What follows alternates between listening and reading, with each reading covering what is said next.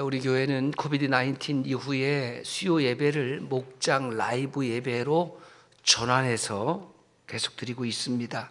이 목장 라이브 예배는 성도들의 그 신앙과 삶을 공개적으로 드러내고, 그래서 우리는 삶의 자리가 어디에 있든지, 직장에 있든지 아니면 퇴근길에 있든지 예배당에 오든지 그야말로 어디서든지 예배할 수 있는, 그리고 그 믿음의 형제 자매들의 신앙과 삶을 엿볼 수 있는, 또 그 은혜를 함께 나눌 수 있는 귀한 시간이라고 저는 믿습니다. 그리고 많은 성도들을 일일이 다 이름도 알 수도 없고, 그렇죠, 다 교제할 수 없지만은 그 시간을 통해서 간접적으로 영적 교제를 나누고, 저렇게 귀한 분이구나, 저분은 저렇게 신앙생활을 하는구나, 이렇게 이해할 수 있는 시간이 됩니다. 저는 이 수요 목장 라이브 예배를 통해서 늘 세 가지를 느껴요. 첫째는 뭐냐면 은혜지요.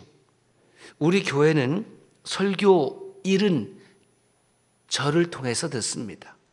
설교 2는 우리 목장 라이브 예배를 통해서 그 참석하신 우리 믿음의 형제 자매들을 통해서 듣습니다. 또 설교 2는 여러분들의 목장 공동체에서 목장 예배 또는 목장 모임을 통해서 설교 2를 리스피치, 그 할 때에 또 은혜 나눔을 주고받습니다. 그래서 저는 목장 라이브 예배를 통해서 은혜 받는 거예요. 저도 은혜 받는 거예요. 두 번째 느끼는 것은 감사죠. 감사합니다. 다들 분주한 삶 가운데에 미리미리 메시지를 다시 한번 듣고 또 정리도 하고 본인의 삶에 비추어 봐서 또 적용도 하고, 그래서 그 은혜를 또 나누어 주시니까 그 얼마나 감사한 일입니까? 패널들에게 감사해요. 세 번째는 조금 다른 감정인데, 지난 수요 목장 라이브를 참석했는데 너무 죄송한 거예요. 왜 죄송하냐? 돌이켜보면 앞으로도 그럴 거예요. 저는 말씀을 전하면서 한 번도 성도님들이 세상에서 편하게 살라고 말씀을 전한 적이 없더라고요. 이렇게 살면 편할 것입니다. 이렇게 살면은 아주 순조로울 것입니다. 라고 말씀을 전한 일이 없습니다. 그리고 앞으로 그럴 계획이 없습니다. 한 번도 세상과 적당히 타협하면 그렇게 살아야 된다라고 말씀을 드린 적이 없습니다. 그리고 앞으로 그럴 계획이 없습니다. 그러니 우리 이 집사님을 통해서 증언되는 것이, 아니 그렇게 유별나게 신앙생활을 하느냐? 좀 적당히 해라. 과하게 믿는 것 아니냐? 당신만 신앙생활 하는 것 아니냐? 아니다. 등등의 핀잔을 많이 받기도 하고 또 눈치를 받기도 한다는 말을 들었습니다. 그랬죠? 참 제가 진심으로 죄송했습니다.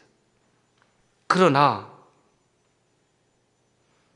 그것은 인간적인 마음이고, 그렇게 예수 이름 때문에 도덕적, 윤리적, 경제적으로 무슨 잘못을 저지른 것이 아닌, 저와 여러분들이 예수 그리스도를 바르게 믿고 섬기고 따르는 것 때문에 그런 핀잔과 눈치를 받는 것이라면 우리 주님께서 기뻐하실 줄로 믿습니다. 그것을 기쁘게 여기는 저와 여러분들이 되시기를 바랍니다. 주님의 나라를 위해서 그 정도쯤이야. 그렇죠? 그렇다고 하면 내가 주변 사람들에게 그런 눈치를 받을 때는 내가 바르게 신앙생활을 하고 있구나, 그렇게 여겨도 문제 없을 것입니다. 여러분, 세상은, 사단 마귀는 저와 여러분들이 우리 하나님을 그럭저럭 사랑하기를 원할까요? 아니면 열심히 사랑하기를 원할까요? 뜨겁게 사랑하기를 원할까요? 아니면 적당하게 사랑하기를 원할까요?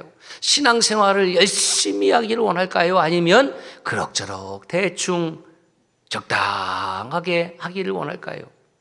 세상은, 마귀는 우리가 하나님 열심히 사랑하는 것 원치 않습니다. 열심히 찬양하는 것 원치 않고, 열심히 기도하는 것 원치 않고, 순종하는 것 원치 않고, 열심히 헌신하는 것 원치 않아요. 적당히, 사실은 적당이라는 말을 사전에 찾아보면 꼭 알맞음, 이런 뜻이에요. 참 좋은 말이거든요. 그런데 이 언어 자체가 오염이 되어서 이제는 적당히 해라 그러면은 대충 해라, 그렇게 열심히 할 것 없다, 요령껏 해라, 뭐 그런 의미로 지금 쓰여질 때가 많습니다.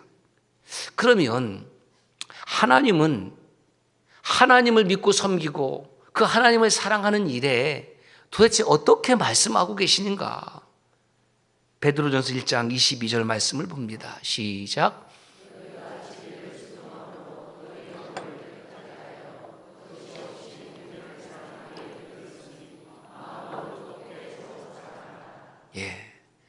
마음으로 뜨겁게, 차갑게, 미지근하게, 적당하게, 차갑게, 제발 차갑게, 제발 미지근하게, 제발 적당하게.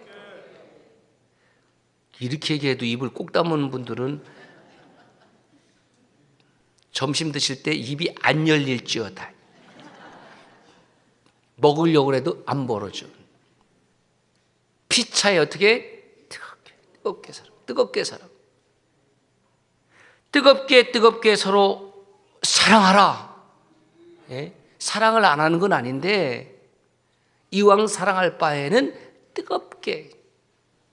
식사할 때도 요즘은 글쎄요, 예전에 어렸을 때 그 식사할 때 보면 밥을 먹으면은 사투리인가요? 끄적거린다는 거죠. 끼적끼적, 깨적깨적, 끄적끄적 모르겠어요. 끼적끼적, 깨적깨적, 끄적 먹으면은 혼나요, 안 혼나요? 혼나는 거 맞아요. 야, 밥을 왜 그리 먹냐? 그 귀한 밥을 먹는 태도도 교육을 받는 거잖아요. 어떻게 먹어야 돼? 밥은.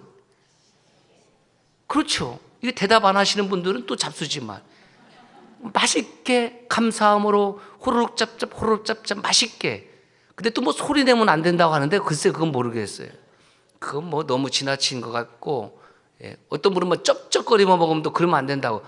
하여튼 밥 먹다가 너무 잔소리 많이 들으면 또 이게 밥맛이 떨어지니까, 맛있으니까 그런 거예요. 맛있으니까 소리도 날 수 있는 건데, 어쨌든 끄적끄적거리지 말고 뜨겁게 열심으로 바르게 먹고 바르게 사랑해야 되는데, 사랑이라는 것이 사실은 우리 삶에 너무너무 중요하잖아요. 사랑 없으면 참 이 세상은 삭막함에도 불구하고 너무너무 귀하고 너무너무 좋은 것이기 때문에 그것을 우습게 알고 별로 중요하게 생각하지 않아요. 우리는 사랑 없이는 살 수 없는 존재임에도 불구하고 그 사랑을 그렇게 귀하게 생각하지 않습니다.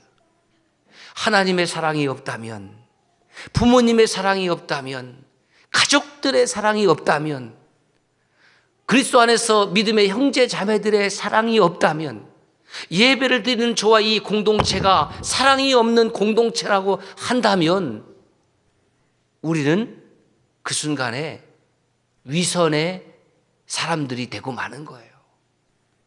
사랑 없이 하나님을 찬양해봤자 아무 소용이 없습니다. 사랑 없이 어린아이들 머리 쓰다듬어 봤자 아이들은 튕겨나갑니다. 튕겨나가요. 지극한 하나님의 사랑을 가지고 눈빛을 보내고 머리를 한번 쓰다듬어주고 그러면은요, 애들이 놀라운 반응을 일으키는 거예요. 여러분은 진짜 그리스도인입니까? 아니면 적당한 그리스도인입니까? 그리스도인이라는 것은 예수님 따라쟁이들이라고 그랬어요. 우리가 진짜 믿고 진짜 사랑하면 그것은 밖으로 드러나는 거예요. 내가 불편하고 화가 나면은 그것도 밖으로 드러나지만 내 믿음도 밖으로 드러나는 거예요. 믿음도 보이는 거예요. 사랑도 보이는 거예요. 어떤 분이 힘드냐면 그분은 전혀 그 감정이 얼굴에 안 드러나는 분이 있어요. 이런 분을 철면피라 그래. 아, 무서워. 이분이 지금 좋아하는지 싫어하는지 사랑하는지 기쁜지 좋은지. 근데 여러분 잘 알다시피 제 약점이자 장점이 뭐예요? 저는 얼굴에 너무 금방 표현이 돼. 그 좋으면 너무 표현이 금방 되고 싫어도 표현이 금방 돼. 좀 싫어도 좀 이렇게 안 싫은 척 좀 하고 그래야 되는데 저는 그게 안 되는 스타일이에요. 우리 어머니가 그렇게 나눴어요. 저를 탓하지 마세요.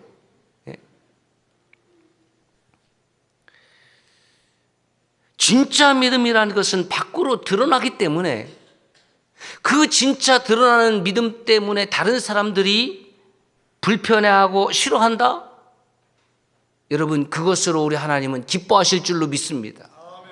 우리가 세상 사람들을 향해서 도덕적, 윤리적, 경제적으로 해를 끼치지 않고 내가 정말 예수님을 사랑하고 예수 그리스도를 인하여 기뻐하고 감사하고 헌신하는 것이 드러나서 너무 과하게 믿지 않느냐, 뭐 그렇게 열심히 믿느냐, 적당히 믿어라, 이런 얘기를 듣는다고 하면 여러분 그 순간에 하나님께 영광 돌릴 수 있기를 바랍니다.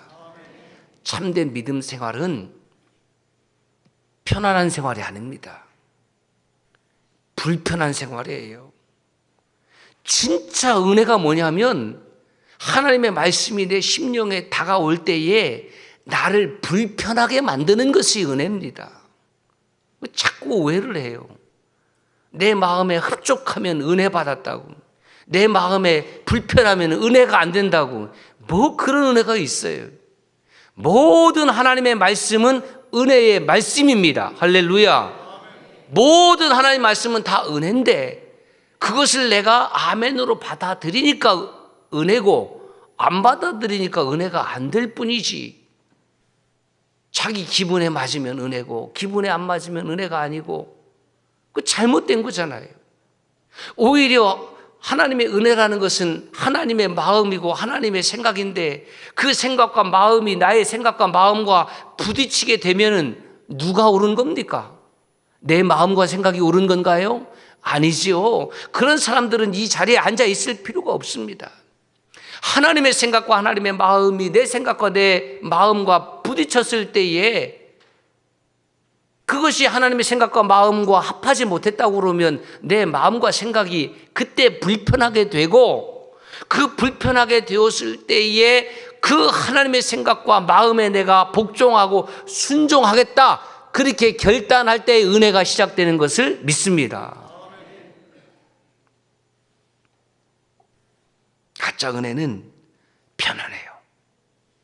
가짜 은혜는 그냥 즐기고 끝나는 겁니다. 그래서 이 시대에 많은 사람들이 가짜 은혜에 속아 넘어가는 겁니다. 그러므로 진짜 예수쟁이는 신앙생활하면서 힘들어야 돼요. 불편해야 돼요. 그 주님 뭐라고 말씀하셨습니까? 마태복음 16장 24절에 시작. 누구든지 나를 따라오려거든 자기를 부인하고 자기 십자가를 지고 나를 따를 것이니라. 주님을 따라가는 길에는 자기 부인이 필수라는 겁니다. 선택 아니에요. 오늘날 많은 그리스도인들이 정말 예수 그리스도를 믿고 따라간다고 하면서 너무 편하게 적당히 따라가려고 하는 거예요. 저 예배당 뒤에 앉았다가 저 맨 뒷자리에 앉으신 분들 갑자기 헉 그럴 텐데, 그럼 다 그렇다는 건 아니에요. 왔다가 축도가 끝나기도 전에 난 이분들 국가대표로 나는 선발했으면 좋겠어. 빛의 속도로 나가. 이야, 빛의 속도로 정확하게 사라지는 분들. 예? 그 왜 그러느냐? 편안하게 신앙생활 하려고 그러는 거지. 그 저같이 저렇게 꼭 찍어 하면, 아이고, 그 목사님은 꼭 그렇게 말씀을 해야지 속이 시원한가? 그래, 난 그래, 속이 시원한 사람이에요. 하나님은 그거 원치 않는다는 거예요. 응? 그냥 왔다가 가지 말고 아무든지 나를 따라오려거든 자기 부인의 시간이 있어야 된다. 자기 부인이 무엇입니까? 내가 힘들고 어려워도 사랑이잖아요. 여러분 자녀 사랑 어떻게 하셨습니까? 어떻게 하고 계십니까? 기분 좋을 때만 사랑하십니까?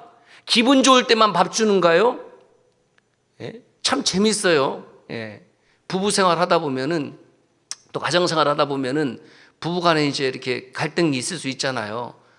그래도 밥 때가 되면은 우리 아내 되신 여러분들 또 엄마 되신 여러분들은 밥을 차려 줍니까 안 줍니까? 1번 준다, 2번 안 준다. 3번 그때 달라요. 몇 번? 줘야죠. 줘야지. 미워도 좀 아유.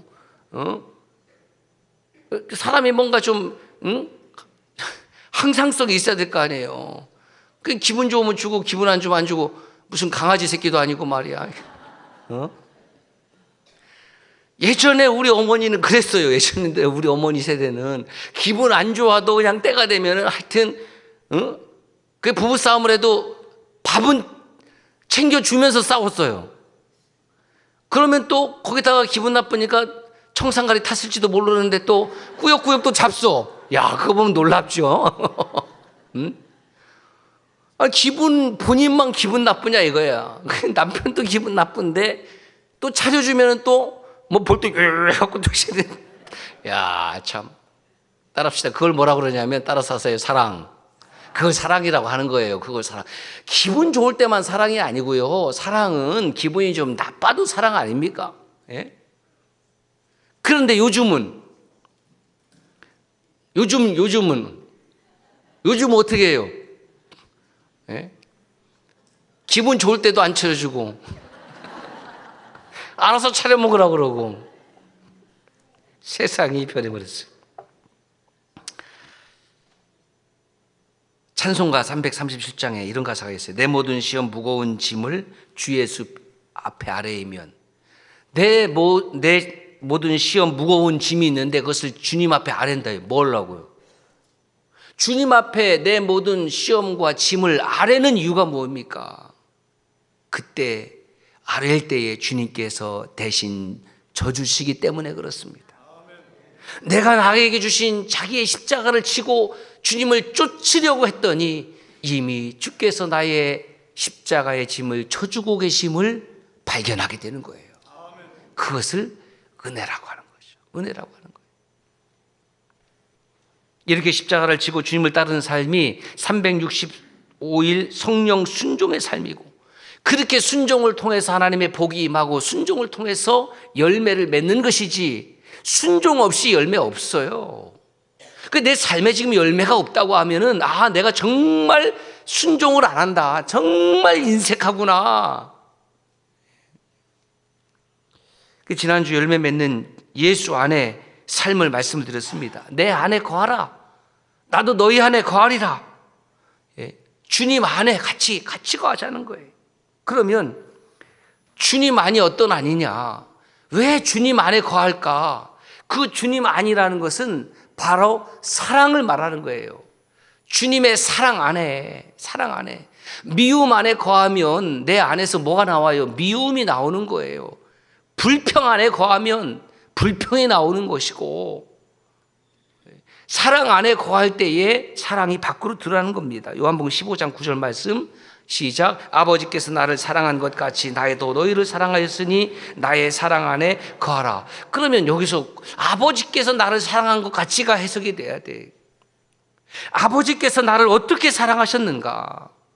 그 아버지의 사랑, 아버지께서 나를 어떻게 사랑하셨나?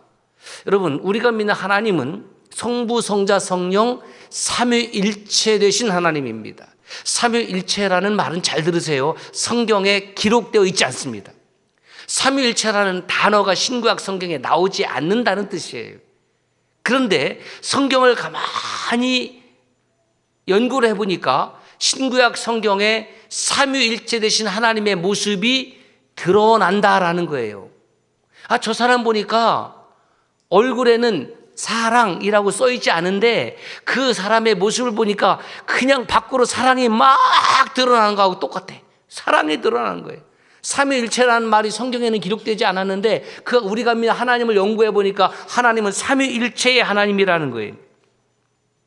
삼위일체라는 말은 영어로 하면 three persons in one nature 이렇게 해요. 세 persons 하면은 인격으로 번역하지 않고 위격으로 번역. 위격, 세 위격을 가지시지만 한 본체이신 하나님. 이거 되게 어렵거든요. 이거 얘기하려고 그러면 아마 여러분 예배드리다가 다 도망갈 거예요. 자, 그러면 삼일체 되신 하나님의 모습이 어떻게 드러나느냐? 몇 가지 성경만 제가 찾았습니다. 창세기 1장 16절 말씀입니다. 이렇게 되어 있어요. 하나님이 이르시되 우리의 형상을 따라 우리의 모양대로 우리가 사람을 우리의라는 단어를 저렇게 여러분 꼴꼴 써놓은 게 뭐냐면 히브리어인데 이게 엘로임이에요. 엘로임이라는 단어는 이 단어 자체가 복수예요. 그러니까 우리들이죠 사실은. 그런데 이 복수라는 단어를 단수 취급을 해요. 그 신기하죠. 그래서 삼위 하면은 세 개지만 하나 취급하는 three persons지만 one nature, 한 본질이신. 이게 도대체 무슨 말인가? 계속 봅시다. 요한복음 1장 1절에서 2절 말씀 시작. 태초에 말씀이 계시니라. 이 말씀이 하나님과 계셨으니 이 말씀은 곧 하나님이시라. 요한복음 10장 30절에도 나와 아버지는 하나이다. 그 다음 마태복음 28장 19절 대위임령 잘 아시죠? 가서 모든 민족을 제자로 삼아 아버지와 아들과 성령의 이름, 아버지와 아들 성령이 나오는 거예요. 그게 삼위 하나님이 들으라고 있잖아요. 여러분 축도할 때에 이 사도 바울의 축도는 우리 주 예수 그리스도의 은혜와 하나님 아버지의 사랑과 성령의 교통하심, 그건 아버지, 예수 그리스도, 성자, 성령 삼위 하나님이 반드시 언급이 되어 있고요.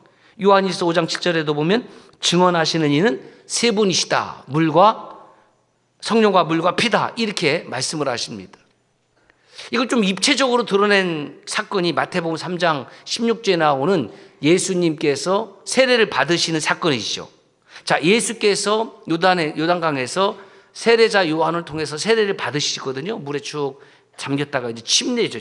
잠겼다가 이제 올라올 때에 예수께서 세례를 받으시고 물에서 올라오실 때 성자 예수 그리스도, 그 다음에 하늘이 열리고 하나님의 성령이 비둘기같이 내리고, 그러니까 성자 예수 그리스도, 성령이 마치 비둘기처럼, 비둘기가 성령이 아니고 성령이 비둘기처럼, 그 다음에 하늘로서 소리가 있어 말씀하시되 이는 내 사랑하는 아들이요 내 기뻐하는 자라, 이렇게 말씀하시잖아요. 그러니까 성자, 성령, 성부 하나님의 삼위일체 하나님의 입체적인 모습이 그 세례를 받으실 때에 드러나고 있습니다. 그래서 신학적으로 좀 어려운 말인데 페리코레시스라는 말이 있어요. 이것은 페리코레시스라는 말은 순환하다, 돌다, 이런 뜻인데 삼위일체 성부, 성자, 성령 삼위일체 하나님은 한번 따라서 할까요? 상호 침투,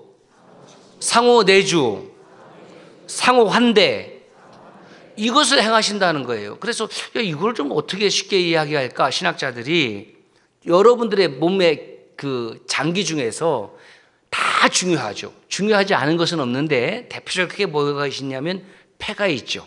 그래서 폐, 그 다음에 심장, 간, 이 세 가지가 있다고 생각해요. 근데 폐나 심장이나 간은 다 독립적인 거죠. 폐는 간이 아니에요. 간은 심장이 아니에요. 그런데 다 독립적으로 있지만 폐는 간이 없으면 안 돼요. 간도 폐가 없으면 안 돼요. 심장도 폐가 없으면 안 되고 간이 없으면 안 돼요. 그래서 심장과 간과 폐는 각기 독립적인 어떠한 기능을 하지만 또 서로 상호간에 침투하고 상호간에 내주하고 상호간에 서로 환대하면서 한 몸을 이루어요. 더 궁금하신 분들은 의학 박사를 찾아가세요. 그러니까 이게 뭐냐면 켈빈이나 어거스틴은 이렇게 얘기했어요. 따라합시다. 삼위일체는 하나님의 신비다. 신비라는 것은 우리의 이성과 합리성의 영역을 넘어간다라는 거예요. 여러분, 생명 탄생은 뭐라고 얘기를 하면 이성 이렇게 얘기하잖아요. 생명 탄생은 신비예요, 신비. 우리 아이들이 지금 빠글빠글 와글와글 많이 있잖아요. 여러분, 이게 신비 아닙니까? 신비라는 것은 우리가 이성적으로 합리적으로 설명하는 것을 넘어서는 거예요. 지금 여러분들의 생긴 모습을 제가 다 뵙고 있잖아요. 어떤 마음 드냐? 야, 참 신비롭다. 이러면 은혜가 되는데 옆 사람에게 참 신기하게 생겼네. 이거면 문제가 되는 거죠. 우리는 모두 하나님의 신비에 속한, 그렇죠? 참 어떻게 눈도 어떤 사람은 쌍꺼풀이 져 있고 어떤 사람은 강제로 쌍꺼풀을 만들고 저가는 외풀이로 만들어버리고 놀랍잖아요. 그런데 막 코도 있고 반드시 코도 콧구멍은 딱 2개만 뚫어 놓으시고 입도 있고, 이거 하나님이 하시는 놀라운 신비 아닙니까? 신비. 예. 누가 그렇게 만들었어요? 애기 엄마가 만든 것이 아니라 하나님께서 하셨잖아요. 그래서 신비라는 겁니다. 그래서 주님을 향한, 우리를 향한 주님의 사랑이 삼위일체 하나님이 그렇게 상호 침투, 상호 내주, 상호 환대하는 방식으로 뗄래야 뗄 수 없는 폐와 장기와 심장처럼 그리스도 안에 있는 저와 여러분들의 형제 자매됨은 그냥 만났다가 아니면 헤어지는 관계가 아니라 너무너무 뗄래야 뗄 수 없는 불가분의 신비의 관계다, 사랑의 관계다. 이게 어마어마한 관계예요. 그 관계를 깨달으면 옆 사람이 앞 사람이 너무너무 소중한 것이고, 아이도 소중하고 청소년도 소중하고 청년 공동체도 소중하고 우리 청춘 공동체도 소중하고, 할렐루야. 그래서 교회는, 하나님은 모든 사람을 그가 가지고 있는 어떤 지위나 신분이나 경제적 능력이나 육체적 힘을 떠나서 동일하게 뜨겁게 사랑하시는 줄로 믿습니다. 그래서 9절 나의 사랑 안에 거하라, 10절 내 사랑 안에 거하라, 11절 내 기쁨이 너희 안에 있다, 12절 내가 너희를 사랑한 것 같이, 이렇게 끊임없이 사랑에 대해서 강조를 하는 거예요. 오래된 가수죠. 조모 씨의 그 노래 유행 가사가 이런 거 있어요. 제목이 창밖의 여자. 예. 제목 이런 거의 가사가 누가 사랑을 아름답다 했는가? 누가 했어 도대체? 누가 사랑을 아름답다 했는가? 차라리 그대의 흰 손으로 나를 잠들게 하라. 이런 노래가 있어요. 예. 뭐 시비를 거는 것도 아니고 누가 사랑을 아름답다 했는가? 그래서 내가 했다. 내가 왜? 그러니까 이 사람은 벌써 이 사랑에 대해서 뭔가 실연의 아픔이 있든지 이제 부정적인 감정이 있는 거예요. 무슨 사랑이냐? 왜 사랑을 얘기를 하느냐? 기분 나쁘다. 나를 봐라. 차라리 나를 그대의 흰손으로 잠들게 하라. 이게 뭐냐면 죽이라는 거예요. 이게 이 가사가 사실 그건데 그것도 모르고 뭐 좋다고 누가 막 이렇게 불러 제끼면서 뭐 그대의 흰손으로, 흰손이 아니라 때가 묻은 손인데, 아이.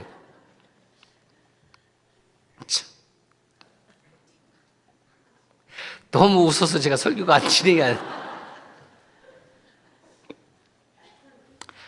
자, 보세요. 동일한 사랑이어도 어떤 사람은 막 감동이 되고 그러지만 막 사랑이란 나오는 말만 되면 막 싫어하는 사람도 있다는 거지. 이처럼 아버지란 말도 그래요. 아버지. 우리는 하나님을 아버지 그러는데 어떤 그리스도인들 가운데 그 참 싫어하는 그리스도인 제가 만났어요. 목사님, 저는 아버지란 말이 싫습니다. 예? 왜요? 저 우리 아버지 어렸을 때 주폭했어요. 술만 먹으면 우리 엄마 때렸어요. 그래서 아버지 싫어요. 충격받았어요. 그렇지. 그럴 수 있지. 내가 만난 아버지 경험은 좋은 경험이 없으니까 아버지 하면은 그 아버지의 넓은 사랑, 한없는 사랑, 그 태산 같은 분, 큰 나무 같은 분, 나를 안아줬던 분이 아니라 그냥 지 승질대로 막 부시고 깨부시고 엄마 힘들게 했던 아버지 싫다는 거예요. 그래서 하나님 아버지 하니까 쉽게 받아들이기 어렵다는 그 정서적 고통을 호소할 때에 붙잡고 같이 울고 기도해줬던 그런 일도 있습니다. 반면에 부모의 헌신과 희생 속에 사랑을 받으며 자란 사람은 하나님 아버지, 아버지 하니까 너무 좋은 거예요. 아버지는 나를 힘들 때 안아주고 격려해주고 쓰다듬어주고, 그러니까 아버지도 좋고 어머니도 좋고. 우리 하나님은 성을 초월한 분이잖아요. 뭐 여성도 아니고 남성도 아니고. 근데 성경은 하나님을 향해서 뭐라고 표현하고 있냐면 어머니는 없는데 아버지라고. 그것은 왜 그러냐면 성경에 기록된 시대의 인식과 그 문화적 환경, 문화적 가부장적 시대의 한계를 그대로 수용할 수밖에 없었다는 거예요. 예. 그래서 이것을 이제 우리 신토하신 분들은 제가 가르쳐 드렸는데, 이런 표현을 하나님 아버지라고 표현하는 것을 문화적 양보, 이렇게 얘기를 하는 거죠. cultural concession, cultural concession. 이게 문화적 양보, 이런 표현을 씁니다. 물론 뭐 성경에는 하나님을 아버지로만 묘사한 것은 아니고 그 어머니같이 아주 세밀하고 뭐 깊은 사랑을 보여주시는 하나님 모습도 있죠. 어머니의 모습도 있어요. 그렇다고 해서 오늘부터 나가서 또 우리 하나님 어머니라고 그러면 상당히 이단적인 문제가 생기니까 그런 이단이 있어요. 자, 요한복음 15장에 지난 시간에 제가 열매장이라고 그랬습니다. 주님은 포도나무, 우리는 가지, 하나님은 농부. 그래서 그 포도나무가 열매를 맺기 위해서는 원리는 간단한 거죠. 붙어 있는 거죠. 안에 있는 거예요. 안에 있다는 거죠. 우리가 어떻게 하면 거룩한 삶을 우리가 살 수 있을까? 행복한 삶을 살 수 있을까? 어떻게 하면 열매를 많이 맺고 살 수 있을까? 다른 데 있지 않다는 거죠. 예수 안에 살아라는 거죠. 교회 안에 살지 말고 예수 안에 살아라. 교회 안에 그리스도인으로 살지 말고 예수 안에 그리스도인으로 살고 교회 밖에 그리스도인으로 살 때에 우리는 많은 열매를 맺을 수 있다는 겁니다. 그러므로 행복의 다른 이름을 저한테 물어본다면 저는 영어로 하면 이렇게 할까요? with who. 행복의 다른 이름은 with who. 누구와 함께 하느냐. 우리가 예수와 함께 할 때에 그 안에 열매가 있을 줄로 믿습니다. 그래서 예수와 함께 해요. 포도나무 가지는 포도나무와 함께 있을 때 열매 맺는 거예요. 그게 중요한 거예요. 열매를 맺어야 행복한 거죠. 열매 없는데 무슨 행복이 있겠습니까? 인간이 우리가 살아가면서 행복이라는 것은 결국 누구와 함께 있느냐. 아무리 좋은 궁궐이라 할지라도 그 궁궐에 지금 강도와 함께 있다고 그러면 그게 행복의 장소가 있습니까? 공포의 장소 아니겠습니까? with who, 누구와 지금 내가 함께하고 있느냐. 그래서 또 궁금해서 그럼 열매의 다른 이름은 뭘까? 열매는 도대체 뭘까? 저는 in whose love, 누구와의 사랑 안에 있느냐? 누구의 사랑 안에 있느냐?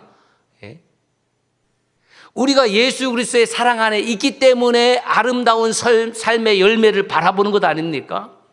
예수 안에, 그렇죠? 누구냐? 예수다. 그 예수 그리스도의 사랑 안에 거하라. 그러면 열매를 많이 맺는다는 겁니다. 결국 이 시대 여러분들이 좀 외롭고 힘들고 가슴 아파하는 것은 뭐냐면 도우의 부재예요. 사람의 부재고요. 사랑의 부재입니다. 내 안에 사람의 부재, 그럼 사랑의 부재가 있는 거예요. 그것을 방치하지 마시고 오늘 또 예수 그리스도의 사랑 안에 거하십시오. 예수 그리스도의 사랑 안에 거하는 사람들끼리 만나면 서로가 사랑이 되고 뜨겁게 피차가 사랑이 되는데, 예수 그리스도의 사랑 안에 없이 만나니까 뜨겁게 사랑하기는 뭐 그냥 맹숭맹숭하게 지나고 왔다가 그냥 헤어지는 사이에. 여러분, 우리 교회가 어떻게 바뀌었는지 아십니까? 예배가 끝나고 식사한 후에도 잘 집회를 안 가. 예리하게 보는 거죠. 그럼 뭐냐? 그렇게 서로 사랑의 시간을 갖는 거예요. 들어주고 경청하고 공감하고 맞장구 쳐주고. 사랑이 없는 교회 특징이 뭔지 아십니까? 예배가 끝나면 다 집으로 가버리는 거예요. 사랑이 충만이 나니까, 성도님들끼리 사랑이 뜨겁게 피차 충만하니까 일주일에 한 번 만나서 할 얘기가 뭔 그렇게 얘기가 많은지 끝이 없도록 그 사랑이 이어지는 거 아니냐 이거예요.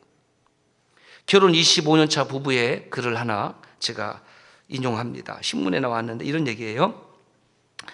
아이들이 어렸을 때는 제가 정말 힘들었어요. 남편은 바빴고 저는 정신없이 육아전선에 있었죠. 그래서 신혼 초에 결혼 잘못한 것 아닐까라는 생각을 했어요. 그런데 어느 날 수련회에서 부부는 한 배를 탔다는 강사님의 말씀이 가슴에 와닿았어요. 그리고 내가 고민할 것은 내가 이 사람과 사는 것이 맞는지가 아니라 같은 배를 타고 있는 이 배를 어떻게 잘 저갈 것인가 하였어요. 그리고 시간이 조금 지나고 나니까 어느 순간에 남편이 저보다 더 무거운 짐을 짊어지고 있더라고요. 부부는 같은 방향으로 나아가는 동반자이며 결국 삶의 무게를 바꿔가며 같이 드는 사이라는 것을 깨달았어요. 그 25년 차 부부의 그 어느 아내의 고백입니다. 오늘은 부부주일, 가정주일입니다. 주님은 짝사랑이 아닌 서로 사랑을 말씀하고 있습니다. 내 계명은 내가 너희를 사랑한 것 같이. 그러면 주님도 마찬가지예요. 주님이 우리를 사랑하면 나도 주님 사랑해야지 짝사랑이 되지 않지 않습니까? 형제 자매 간에 짝사랑하면 얼마나 슬퍼요. 예. 사랑해 주는데 그 사랑을 거부하고 외면하는 분 그러지 마세요. 내가 너희를 사랑한 것 같이 너희도 짝사랑하지 말고 서로 사랑하라. 그래서 저는 하나님의 사랑을 이렇게 정리해 봤습니다. 상호사랑, 절대적인 사랑, 절대사랑, 영원한 사랑. 주님의 사랑의 모습이 뭐냐? 상호사랑이다. 함께 사랑이다. 서로 사랑이다. 주님의 사랑은 절대적인 사랑이다. 어떤 상황 속에서도 그 사랑이 변하지 않는다. 주님의 사랑은 지금부터 영원까지의 사랑이다. 할렐루야. 그래서 주님 사랑해요. 주님 사랑해요. 근데 우리 사랑은 뭐 가끔씩 뭐 삐치기도 하고 막 그냥 변하기도 하고 그러지 않습니까?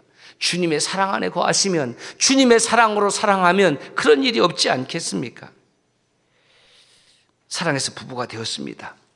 그런데 살다 보니까 서로 감정이 엉키고 상할 때도 있지요. 뭐 부부끼리만 그런 건 아니고 우리 신앙생활하는 교회 안에서도 그래요. 함께 뭐 여전도회, 뭐 남선교회, 무슨 목장 막 좋다가도 때로는 하다 보면은 감정이 또 상하기도 하고 뭐 엉키고 뭐 지지고 볶고 뭐 그러잖아요.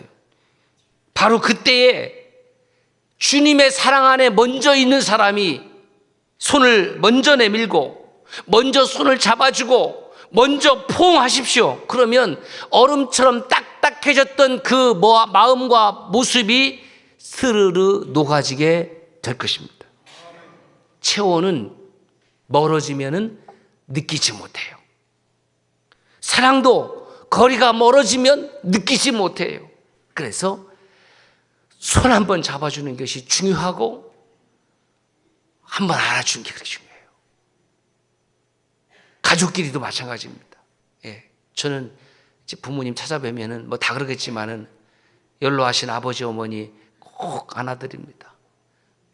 우리 어머니는 그냥 제 볼에다가 본인 볼을 막 끊임없이 비벼대요. 예, 좀 같이 있습니다.